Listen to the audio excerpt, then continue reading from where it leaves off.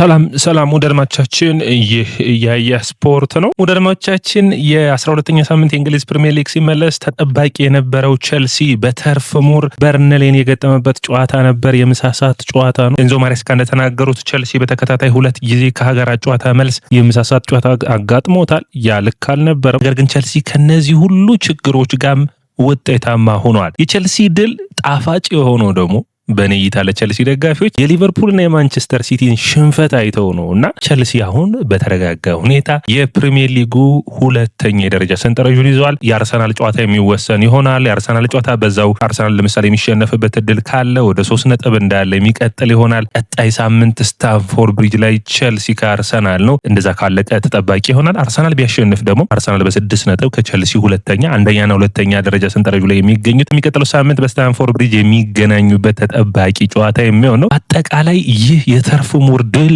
በጣም አስፈላጊ ነበር። በተለይ ደግሞ ከቸልሲ ከላይና ከታች የሚገኙት ቡድኖች ነጥብ በጣሉበት ወቅት አድቫንቴጁን መጠቀም መቻላቸው ለቸልሲ የተለየ ጨዋታ የሚያደርገው ነው። በጨዋታው ላይ ቸልሲ ባልተለመደ መልኩ በኔ እይታ ኤንዞ ማሬስካ የጨዋታ መቆጣጠርን የአምና ከግማሽ ሲዝን በኋላ የነበረው አይነት ቸልሲ ውጤት ላይ ተኮር የሆነ የተለያዩ ስህተቶችን መቀነስ፣ ከዛ ውጭ ምንም በጨዋታው ላይ ስህተቶችን አለመስራት ከአንድ አጋጣሚ በስተቀር በማጥቃቱ ረገድ ደግሞ ውጤታማ ለመሆን መሞከር፣ አጋጣሚዎችን በሚገባ ማጠናቀቅ። ባለፉት ሳምንታቶች እንደሚታየው ኳሱን ለመቆጣጠር ብቻ ሳይጥር ኳሱን ለበርንሌ የሚሆን ያክል ፐርሰንት ለቀው ውጤታማ ለመሆን ሲሞክሩ ቸልሲ በሚገባ ውጤታማ ሆኗል።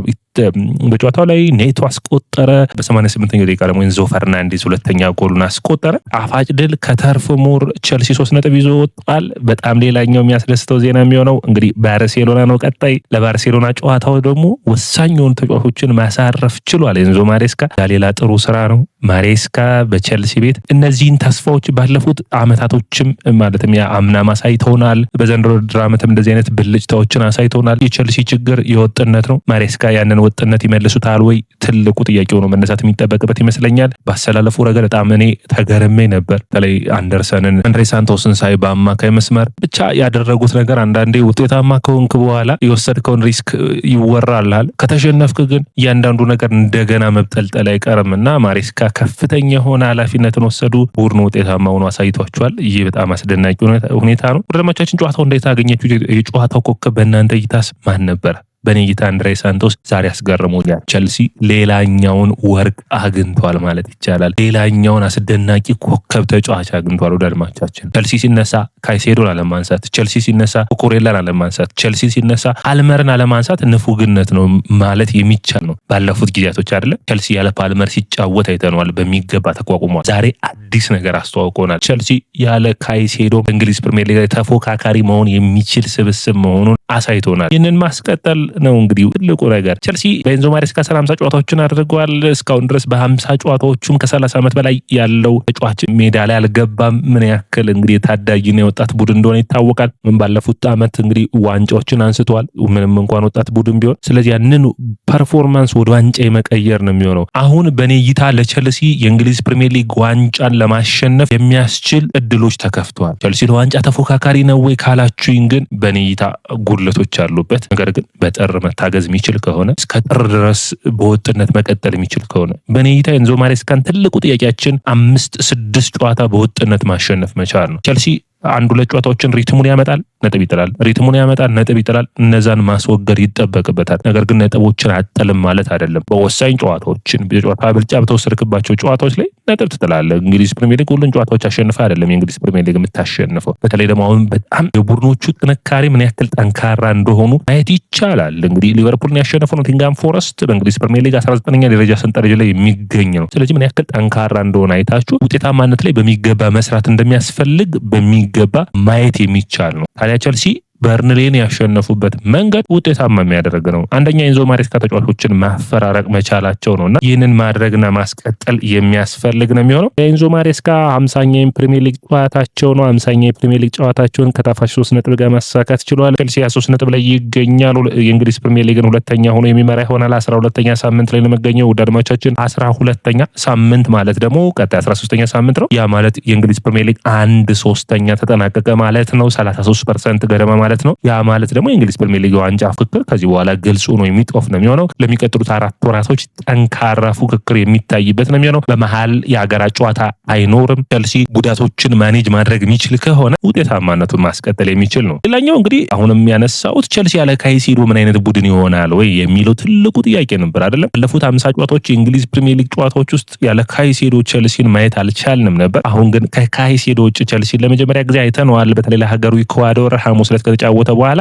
ኤንዞ ማሬስካ ምን ተናገሩት? ዓርብ ዕለት እንዳላገኙትና ቅዳሜ ነው ስልጠናዎችን የሰራ ጥንቃቄ እንደሚያስፈልግ ኤንዞ ማሬስካ ያምናሉ። ሁለቱንም ጨዋታዎች ለሀገሩ ተጫውቶ ነው የመጣው። ስለዚህ ረፍት ያስፈልገዋል ብለው ማሳረፍ መቻላቸው፣ ከዛ ውጭ ለሀገሩ ብራዚል ያልሄደውን አንድሬ ሳንቶስን መጠቀማቸው የተለየ ጥምረትን ፈጥሯል። የላቪያና ዳሪዮ ሱጎን መጎዳት ተከትሎ የአማካይ መስመሩ ላይ ሽፋን እንዲሰጥ የሚፈለገው አንድሬ ሳንቶስ ከማጥቃቱ ይልቅ ወደ መከላከሉ ላይ አዘን ብሎ የሚገባም የመከላከሉን ሽፋን ሰጥቶ ነው የተጫወተው። ተጫዋች በጣም አስገራሚ ነው። እንግዲህ ከቫስኮ ደጋማ ነው ያመጡት። የመጀመሪያዎቹ ወቅቶች በጣም የተቸገረባቸው ነበሩ በእንግሊዝ ፕሪሚየር ሊግ ላይ ለመሳተፍ። በተለይ ወደ ኖቲንጋም ፎረስት ሂዶ በኑኖ ስፒሪቶ ሳንቶሱ ኖቲንጋም ፎረስት የመጨረሻ ጊዜን ባለማግኘቱ ወደ ስትራስቡርግ 1 ዓመት ከ6 ወር ከተጫወተ በኋላ በተለይ አምና አስደናቂ ብቃቱን አሳይቷል። አሁን ኤንዞ ማሬስካ ቸልሲ ከመጣ በኋላ የማንቸስተር ዩናይትዱ የኦልድ ትራፎርድ ጨዋታ ላይ ጥሩ ብቃቱን አሳይቶ ነበር። ታዲያ አሁን ደግሞ በጣም ራሱን ሰሞን የሚገነባ ጥሩ ብቃቱን ማሳየት ችሏል። በጣም የሚገርመው ምንድነው ብዙ ቡድኖች ቸልሲን ለማሸነፍ አንዱ ቅድመ ሁኔታ አድርገው ያዩት ለምሳሌ ሰንደርላንድ ጨዋታ ላይ ካይሴዶን ፕረስ ማድረግ ነው። ካይሴዶ ፕረስ የሚደረገው ደግሞ በማስጣሉ ረገድ ጥሩ ቢሆንም ፕረስ ሲደረግም በቀላሉ ኳሶችን መቀማት ይቻላል የሚል ነበር። ታዲያ እዚህ ላይ ነው እንግዲህ ቸልሲ አንድሬ ሳንቶስ መግባቱን ተከትሎ አንድሬ ሳንቶስ ደግሞ ፕረስ በሚደረግበት ጊዜ በቀላሉ ኳሱን ይዞ መውጣት ችሏል። ፍሌሚንግ የትኛውን ፕረስ እንደሚያደርግና ኤንዞ ማሬስካ በጨዋታው ላይ ሰርፕራይዝ ያደረገ ታክቲኮችን ይዘው እንደመጡ የሚታይ ነው። ማሬስካ ጊዜ ከሰጣችሁት የአንዳንድ ጨዋታዎች ላይ በጣም አስገራሚ ታክቲኮችን ያሳያል። ያም ፒኤስጂን ሊቨርፑልን ያሸነፈባቸው ጨዋታዎች ማሳያ ናቸው። ታዲያ በዚህ ጨዋታም እንደዛ አይነት አስገራሚ ነው። በተለይ የኮሬላ የነጻ ሚና ይህ የላማሲያ ተጫዋች አስገራሚ ነው። እንዴት እንደሚያጠቃ የግራ መስመር ተከላካይ እኮ አይመስልም። ወደ አድማጮቻችን 10 ቁጥር ተጫዋች ነው የሚመስለው። ለዲያም ዴላፕ ሌሎቹ እንዴት ኳሱን ይዞ እንደሚሄድ ባይኖ ጊተንስና ኔቶ መስመሮቹን ወጥረው ስለያዙለት በአማካይ መስመር ላይ ኦቨርሎድ ለመፍጠር የሚያደርገው ጥረት በጣም አስገራሚ ነበር። ታዲያ ቸልሲ በዚህ የተነሳ በጨዋታው ላይ ብልጫ ነበረው። በነይታ ግን ኳሱን ሙሉ በሙሉ ለመቆጣጠርና በሃይላይን ቸልሲ ለመጫወት አለመሞከሩ በጨዋታው ላይ ውጤታማ እንዳደረገው ነው ማስበው። እንግዲህ ባርን ላይ ፍጹም ቅጣት ምት ይገባል አይገባም የሚል እንግዲህ አከራካሪ ሁኔታ ነው። ደርማዎቻችን ይህ መነሳት የሚጠበቅበት ነጥብ ነው። ምክንያቱም ቻሎባ ከሳንቼዝ ኳሱን ጀምሮታል። ነገር ግን ለዳኛውን በጣም አስቸጋሪ ውሳኔ ነው። ከዚህ በፊት 2 አጋጣሚዎችን አስታውሳለሁ። ዴቪድ ራያ አርሰናል ባየር ሙኒክን በሩብ ፍጻሜው በአውሮፓ ቻምፒዮንስ ሊግ ከ2 ዓመት በፊት ሲጫወቱ ገሬን ማጋሌፍ ከጀመረው በኋላ ቶማስ ቱሄል ነበር የባየር ሙኒክ አሰልጣኝና እጁ ሲይዝ ፔናልቲ እያሉ በጣም ሲናደዱ ይታይ ነበር። አምና ደግሞ ክለብ ብሩጅን ሲገጥሙ የማርቲኔዝ እና እንዲሁም ደግሞ የታይሮ ሚንግስ እንደዚህ አይነት አጋጣሚ ነበር። ፍጹም ቅጣት ምት ተሰጥቶ ነበር በዚህ አይነት ውሳኔዎች። ታዲያ በሚገርም ሁኔታ በበርን ላይ ተርፍ ሙር የነበሩት የበርን ላይ ደጋፊዎች ይህንን ተቃውሞ ሲያነሱ ነበር። ነገር ግን ዳኛው ማለት 50-50 አይነት ነገር ነበር። አንደኛ በሚገባ ኳሱን ይዞ ሳንቼዝ አልጀመረው ያን ውሳኔ ለመቀልበስ ነበር። ነገር ግን ዳኛው በኔ እይታ ጨዋታውን ቻሎባ ቢጫወት ኖሮ እንዲቀጥል የሚያስችሉት ነበር። እንግዲህ ፍጹም ቅጣት ምት ያሰጣል አያሰጥም አንዳንዴ የዳኛ ውሳኔዎች ላይ መመርኮዝ የሚቻል ነው የሚሆነው። ሌላኛው እንግዲህ የፔድሮ ኔቶ ሁኔታ ነው። እንግዲህ ኔቶ አንደርሬትድ ተጫዋች አይደለም ወይ ነው አንዳንዴ የምታዩት። ነገር ግን ኔቶ አሁንም ቸልሲ ወደኋላ ተመልሶ የመልሶ ማጥቃት ስፔሶች ሲኖሩ በጣም ምርጥ ተጫዋች ነው የሚሆነው። ስፔስ ሲጠፋ ቡድኖች ሲያፈገፍጉ ነው ኔቶ የሚቸገረው።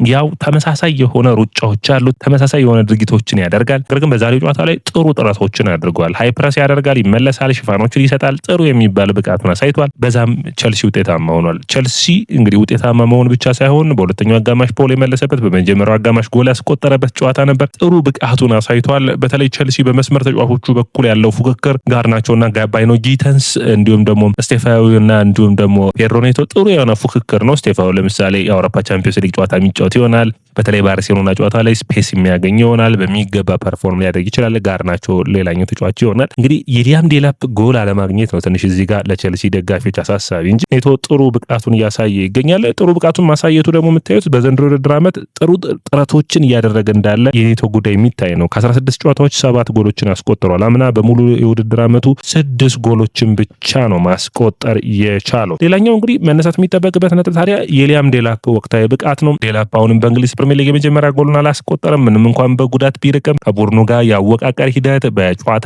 መረዳት አቅም እንግዲህ ይህንን ተጫዋች ወደ ስብስቡ መቀላቀልና ለእንደዚህ አይነት አጫወት የሚሆን ነው ወይ የሚል ፈተናዎች ያሉበት ይመስለኛል። ይህ ተጫዋች በሚገባ የሚሰጠውን እድል ማይጠቀም ከሆነ ለቸልሲ ሌላ በጥር የዝውውር መስኮት ወይ ፓንችሊን ያለበለዚያ ሜጋን ከስትራስቡርግ ማምጣት ያለባቸው ይመስለኛል። ያለበለዚያ ግን ይህ ስብስብ ተጫዋቾችን አንዳንዴ ትክክለኛ ተጫዋች ነው ብለ የገዛውም ጥሩ ላይሆን ይችላልና ያ ልብ ሊባል ይጠበቃል። ሁሉንም የተገዙ ተጫዋቾች ትክክል ይሆናሉ ማለት አይደለም። ዲያም ዴላፕ እድል ሊሰጠው ይጠበቃል። እድሎቹ እንዴት ይጠቀማል ትልቁ ሀሳብ ነው። ኤንዞ ማሬስካ ጎሎቹ በቅርቡ ይመጣሉ የሚል አስተያየቶችን ሰጥቷል። ጃኦ ፔድሮም በ10 ቁጥር ሚና ላይ አሁንም ሽፋኖች ሲሰጥ ሲታገል ነበር። ነገር ግን ክሬቲቪቲ የለውም እና ትንሽ አስቸጋሪ የሚሆን ነው ይመስለኛል። በተለይ አብረውት የተሰለፉት ተጫዋቾች ደግሞ አሁንም መልሰው እድሎችን መፍጠር ላይ ደካማ የሆኑ ናቸው። ኔቶም ሆነ ባይኖ ጊተንስ ለምሳሌ ስቴፋን ዊሊያን ጃኦ ፔድሮ በ10 ቁጥር ብታረጉት ስቴፋን ዊሊያን እድሎችን መፍጠር ስለሚችል የጃኦ ፔድሮን ቦታ እየተቀያየሩ መጫወት የሚችሉ ነው። ለምሳሌ ፓልመር ሜዳው ላይ ቢኖር እድሎችን መፍጠር የሚችል ክሬቲቭ የአማካይ መስመር ተጫዋች በሚኖርበት ጊዜ ሜዳው ላይ ውጤታማ የሚሆነው። ነገር ግን ጃኦ ፔድሮ አንዳንዴ እንደዚህ አይነት ጨዋታዎች ላይ አስቸጋሪ የሚሆን ይመስለኛል። በተለይ ቸልሲ በጨዋታው ላይ ጎሎችን ማግኘት ባይችል ኖሮ ወይም በአጋጣሚ በገባ ጎል ቢመራ ኖሮ የሚቸገርበት አጋጣሚ ሊፈጠር ይችል ነበር። ነገር ግን ቸልሲ በሚድ ብሎክ የተጫወተበት መንገድ ጥሩ የሚባል ነው። በጣም በሃይ ላይን ተከላካይ መስመራቸውን አስጠግተዋል። ለመጫወታቸው ጥሩ ድሎችን መፍጠር ችሏል። ኤንዞ ፈርናንዴዝ አሁንም እንግዲህ ተጫዋች ፊትነሱ ላይ ከሆነ ረፍቶችን ካገኘ የጉልበት ጉዳት ጥሩ ላይ ከሆነ ምን ያክል ቦታዎችን ማካለል እንደሚችልና ከሳጥን ነው እንግዲህ ተመልሶ ጎሉን ማስቆጠር የቻለው። ጥሩ ብቃት፣ ጥሩ ጎል፣ አስደናቂ ሁኔታ። ነገር ግን የማርክ ጉይ አሁን እዚህ ጋር ትልቁ ጥያቄ ማርክ ጉይም ሌላኛው ደግሞ አሁንም የዚህ ተጫዋችም ብቃትም መነሳት የሚጠበቅበት ነው። በዚህ ጨዋታ ተቀይሮ ገባ። ቱንዛቤን ያደረገው መንገድ እና ማለት አሲስት ያደረገበት መንገድ በጣም አስደሳች ነው። ጥሩ ፐርፎርም አድርጓል። ያ ውጤታማነቱ ማስቀጠል የሚያስፈልግ ነው። ሌላኛው የአጥቂ ምርጫ ይሆናል ብዬ አስባለሁ። በተለይ ጃኦ ፔድሮ አጥቂ ስላልሆነ ማለት ነው። የፎልስ ናይን የምንለው አይነት አጫወት ነው። ስለዚህ ማርክ ጉይ እንደ አጥቂ አማራጭ መቆጠር የሚቻል ነው። ዲያም ዴላፕን እየቀየረ መጫወት እንዲችል የሚያግዝ ነው የሚሆነው። ይህ እንደ ስብስብ በጣም ጠንካራ እንዲሆን የሚያደርገው ነው። ከዛ ውጭ እንግዲህ ያለነሳ ነው የተከላካይ መስመሩና ግብ ጠባቂው ነው። በተከላካይ መስመሩ አሰላለፍ ወቅት ጄምስን ማስጀመራቸው ውጤታማ ነው። ለታክቲክ ተብሎ ነው በ45 ደቂቃ ጄምስን የቀየር ነው ብለዋል። ምክንያቱም ባርሴሎና ጨዋታ ጄምስን ይፈልጉታል ኤንዞ ማሬስካና ለዛ ይመስለኛል ማሎ ጉስቶ ተቀይሮ ገብቶ ወደ አማካይ መስመር ያደላ የሚመስል ጉስቶ በመልሶ ማጥቃት ያገኘውን ኳስ እንዴት በመልሶ ማጥቃት ጉስቶ ጠንካራ እንደሆነ የሚያሳይበት ብቃት ነው። ነገር ግን ያው የጉስቶ መከላከል እንጂ ማጥቃቱ ላይ በጣም አስደናቂ ነው። አንዱ እንግዲህ ነው ቪሰንት ካምፓኒ የሚፈልገው። ኤንዞ ማሬስካ የሚጠቀሙበት መንገድ ተጫዋቾቹ የሚያፈራርቁበት መንገድ በጣም አስደማሚ ነው። በቻምፒየንስ ሊጉ ለምሳሌ ጉስቶ ጀምሮ ልናየው የምንችልበት እድል ሊኖር ይችላል። ካይሴዶን፣ ጄምስንና እንዲሁም ደግሞ ኤንዞ ፈርናንዴዝ በአማካይ መስመር ላይ ሁሉ ልናይ እንችላለን። ከጃኦ ፔድሮና ከዲያም ዴላፕ ሜቢ ጃኦ ፔድሮ ጋር ናቸውንና እንዲሁም ደግሞ ስቴፋን ዊሊያን አብረው ተሰልፈው ልናይ የምንችልበት ይኖራል። ምክንያቱም ለመልሶ ማጥቃት የተሻለ ሽፋንን መስጠት የሚችል በፎልስ ናይን ለመጫወት ፍላጎት ሊኖራቸው ይችላል። የተሻለ ፐርፎርም የሚያደርገው ቸልሲ በጣም ጠንካራ ጨዋታ ሲኖርበት ከካይሴዶ ጥግ ጄምስን ማሰለፍ አንዱ ምርጫ ስለሚያደርጉ ተከላካዮቹ ጥሩ የሚባለው ያማህ ተከላካዮቹ ዛሬ በጣም ጥሩ የሚባል ነው። እንግዲህ ባለፉት ወቅቶች ቶሲን ያድራቢያን ወቅሰን ነበር። ዛሬ ጥሩ ፐርፎርም አድርጓል። ያው ቶሲን ተከላካዩ መለስ ካለለት በተለይ ተከላካዩ በሃይላይን የማይጫወት ከሆነ ውጫ ስለማይጠይቅ ለስብስቡ በሚገባ ሽፋን መስጠት የሚችል ነው። ቻለው ባህም ጥሩ ጥረቶቹ ነበሩ። እንግዲህ ከዛ ስህተት በቃ ተቀይሮ የገባው ባዲያሽል በጣም ቡድኑ ወደ መረጋጋት መልሶታል። ያ ጥሩ አስፈላጊ ቅያሪ ሆኖ የታየ ነው። እንደ ስብስብ በቁመቱ ረገድ በአካል ብቃቱ ረገድ የብልጫዎችን ሊወስዱ የመከሩትን በርንሌዎች በሚገባ ቸልሲ ሽፋን ሰጥቷል። ያ ውጤታማ የሚያደርጋቸው ይመስለኛል። እንግዲህ ቸልሲ ባርሴሎናን ማክሰኞ ይገጥማል። ትንሽ በተደራራቢ ጨዋታ ነው የሚሆነው። ነገር ግን ያ የባርሴሎና ጨዋታ በካራባጉ የጣሉትን ነጥብ ለመሰብሰብ አስፈላጊ ነውና ያንን ሁኔታ በጥንቃቄ ማድረግ ይጠበቅባቸዋል። ከሊቨርፑል በ5 ነጥብ ከማንቸስተር ሲቲ በ1 ነጥብ ከፍ ብሏል ቸልሲ። ይህንን በወጥነት ማስቀጠል የሚያስፈልግ ነው የሚሆነው። ታዲያ ቸልሲ እንግዲህ በጨዋታው ላይ እኔ በአስደናቂ ሁኔታ ለኔ የሚያስገረመኝ የአማካይ መስመር ተጫዋች የሆነው በጥሩ ሁኔታ በጥሩ ፐርፎርማንስ የሰራው ጥሩ ብቃቱን ያሳየው አንድሬ ሳንቶስ ነው። ታዲያ አንድሬ ሳንቶስ በጥሩ ብቃቱን ያሳየው እንዴት ነው ካላችሁኝ ቁጥራዊ መረጃዎችን ብታዩ እንኳን 63 ኳሶችን ነክቶ 7 የአንድ ለአንድ ግንኙነቶችን አሸንፏል። ከዛ ውጭ 4 ኳሶችን ነጥቋል። 4 ቦታዎችን ወይም ታክሎችን አድርጎ አሸንፏል። በጣም አስገራሚ ብቃቶችን ያሳየው በተለይ በጨዋታው ላይ ወደ ኋላ ተመልሶ ከመሃል ተከላካዮቹ ጋር ሽፋን የሚሰጥበት መንገድ፣ ታክል የሚያደርግበት መንገድ፣ ኳሱ ሳይጠጋ ማለት ነው ቀድሞ ቦታውን ገምቶ እንደዚህ አይነት ስፔሶችን የሚሸፍንበት መንገድ በጣም አሪፍ አቅም ያለው ነው። ከዛ ውጭ እኔ እንዴት ነው የካይሴዶ አይነት የመሃል ተከላካይ አይደለም። ይሄ ግልጽ ነው ሊወራ የሚጠበቅበት ነው። ምክንያቱም የተሻለ የእርሱ አይነት ሌላ አይነት የመሃል ተከላካይነትን ወይ የአማካይ ተከላካይነትን የሚያሳየንም ይመስለኛል። ካይሴዶ ይሄ የነማካሊሊ የነ ኒኮሎ ካንቴን አይነት ባህሪ ያለው ፒውር ዲስትሮየር ምትል ኳስን በሙሉ በሙሉ በማቋረጥ ላይ የሚሰራ አይነት ተጫዋች ነው። አንድሬ ሳንቶስ ደግሞ በኔይታ እንደ ሮሪ አይነት ወይም ደግሞ ቡስኬት አይነት የሚሆን ነው። ትክክለኛው ቦታ ትክክለኛው ሰዓት ላይ መገኘት፣ ኳሶችን ማስጣል፣ ኳሶችን ወደፊት ይዞ መሄድ የሚችል አይነት የመሃል ተከላካይ ወይም ደግሞ የዲፌንሲቭ ሚድፊልደር ሆኖ ማገልገል የሚችል ነው። ሁለቱም ጥሩ ናቸው። ቡድን ውስጥ አንዱ ሳይኖር በአንዱ መጠቀም የምትችልበት ነው። ታዲያ ለቸልሲ በጣም አስደሳች ነው የሚሆነው። ውድ አድማጮቻችን ይህ ያያ ስፖርት ነው። ያያ ስፖርትን ላይክ፣ ሼር፣ ኮሜንት፣ ሰብስክራይብ ማድረጋችሁን አትርሱ።